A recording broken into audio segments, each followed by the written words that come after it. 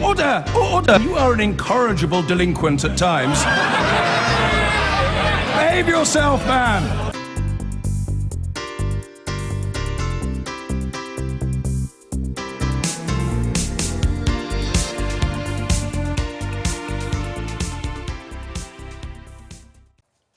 Polish police officers will begin patrolling Harlow tomorrow in an effort to reassure the community in Essex after a man was killed there last month.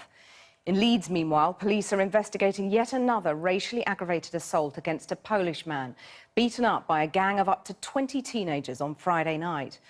One of Poland's senior representatives here in the UK tells us he's seen an increase in complaints of racial abuse since the Brexit vote, as Porrick O'Brien now reports from Leeds.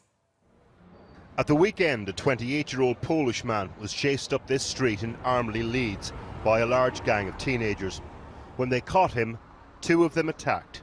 The rest watched. He was badly beaten in what police are describing as a hate crime. Worrying echoes of what happened to Arek Joswicz in Harlow. These the cases we hear about. Today, the Polish consulate in the northwest told us of a marked spike in reported hate crime since the referendum, and said even with the increase, it still represents just a fraction of the actual abuse.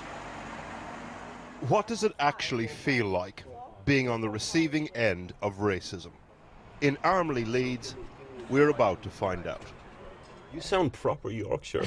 Where did you move from Poland? 8 years ago. Is that right? Yes. I just grew up in here, to be honest. Okay. Because I went to high school, college, then university. Alexandra now works for the NHS. We are interviewing her because her friend was assaulted by a group of teenagers outside her house at the weekend. They chased him for about a kilometre. He tried to get to his friend's house, but she wasn't in. And they were literally beating him up in your front garden they here? Were. Yeah, I had two big splashes of blood outside my door, so I was just frightened when I got home. I just couldn't believe it. Where are they? Just down here. You can see them. 2 of the group beat him up. The others stood around watching in what police are describing as a hate crime. It makes me feel angry just because, you know, I think I'm not less than anyone else just because I'm Polish. I'm still a person. I'm still an individual who lives here, pays taxes. At this point, we hear a screech of brakes and a car stops outside. This is just my own.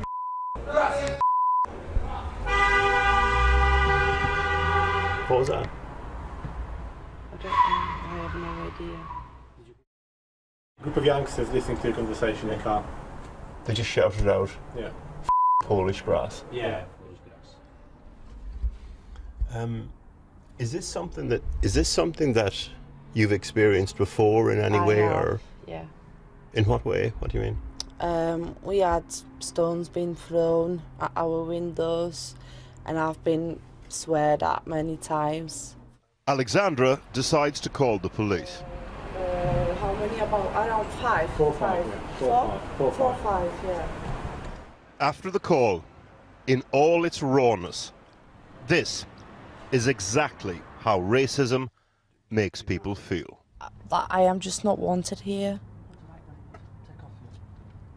Like I'm not wanted over here. And have you felt that before?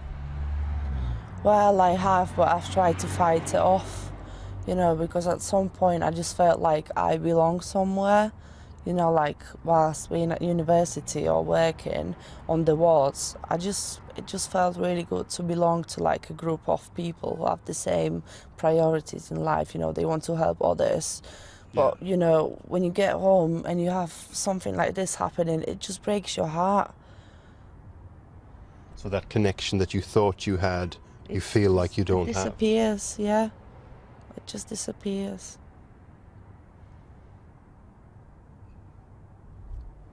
But has it though, Alexander? Like, because there's lots of really good people as well, isn't there? And there's lots of, like, all the work that you've put in, the hours you've put in, that's not gone away, is it?